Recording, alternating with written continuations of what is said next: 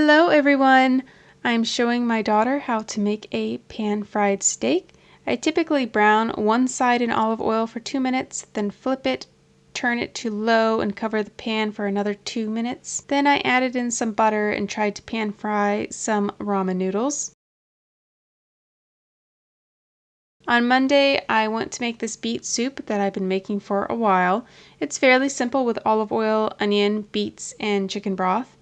My other daughter wanted to learn to make the roasted chicken thighs that I make almost every week. I spray oil on the pan so they don't stick. Other than that, I just like to use salt, pepper, and sprinkle some dried oregano.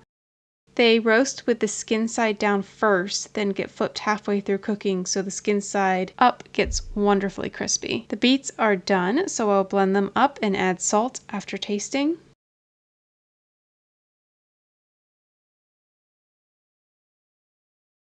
This recipe took a lot longer to make than I expected. It has a ton of vegetables, as is typical of a pot pie. Onions, garlic, carrots, celery, leeks, potatoes, and mushrooms. This one looks like a little heart. So this is a roux made with a lot of butter, flour, and turkey broth I pulled out of the freezer. I also added in some half and half. That is a lot in this pot, and it's really thick.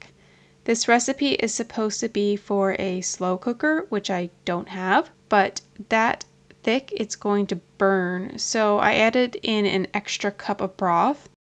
The stuffing topping seemed to be super promising. It's crunched up potato chips, crackers, wheat breadcrumbs, onions, and a ton of spices. Unfortunately, I followed the recipe and didn't check on it, so it's burnt. And the pot pie is more of a soup now. By the way, it did stick to the bottom of the pan and it took a while to clean it off.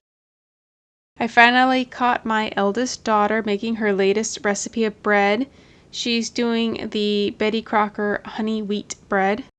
I bought this Hershey s'mores kit after Christmas for 70% off. I want to try it out. It comes with all of the supplies, but the skillet requires seasoning first. It also expired January 22nd of this year, so I also bought extra marshmallows, and we already have milk chocolate for baking, just in case the stuff in the kit is bad. After the pan is seasoned and cooled off, we're going to melt the chocolate with some butter. The chocolate was still good.